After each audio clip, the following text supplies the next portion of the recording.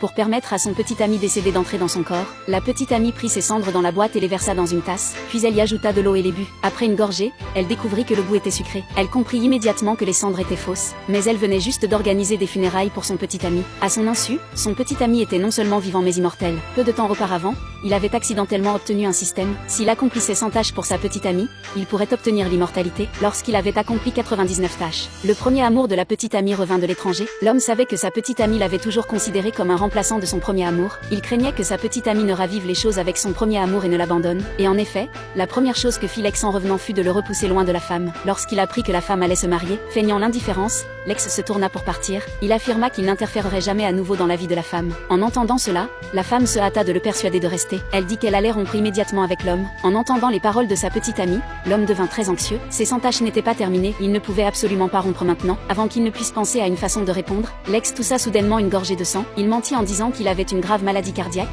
Il dit qu'il était revenu cette fois pour voir la femme pour la dernière fois. La femme était extrêmement bouleversée. À ce moment, sa meilleure amie qui était médecin lui dit: ils avaient déjà trouvé le donneur de cœur le plus compatible. C'était le petit ami de la femme. Si l'homme donnait son cœur, l'ex pourrait être sauvé. La femme hésita après avoir entendu cela. Voyant cela, l'ex fit semblant d'avoir une crise cardiaque. Sa meilleure amie saisit l'occasion pour dire que si l'homme n'acceptait pas la transplantation cardiaque, l'ex mourrait. Puis elle sortit un accord de don de cœur pré-préparé, incitant la femme à ne plus hésiter. À contre-cœur, la femme accepta l'opération de transplantation cardiaque. Elle ne savait pas que c'était un complot conçu par l'ex et la meilleure amie. Leur objectif était de faire disparaître l'homme pour de bon. Bientôt, la petite amie alla voir l'homme avec l'accord. Elle exigea que l'homme donne son cœur à l'ex. Face à une demande aussi excessive, l'homme accepta très facilement. Il signa immédiatement l'accord de don, pensant en lui-même que ses 100 tâches étaient enfin terminées. Lorsque la petite amie vit à quel point il acceptait facilement, elle promit qu'après la transplantation, elle l'aiderait à se faire installer un cœur artificiel, et lui donnerait 10 millions de dollars pour garantir qu'il serait bien pris en charge pour le reste de sa vie. Il pensait qu'une fois la transplantation cardiaque effectuée, il aurait accompli ses 100 tâches. Alors il deviendrait immortel et n'aurait pas besoin d'un cœur artificiel. Dès que les deux arrivèrent à l'entrée de l'hôpital,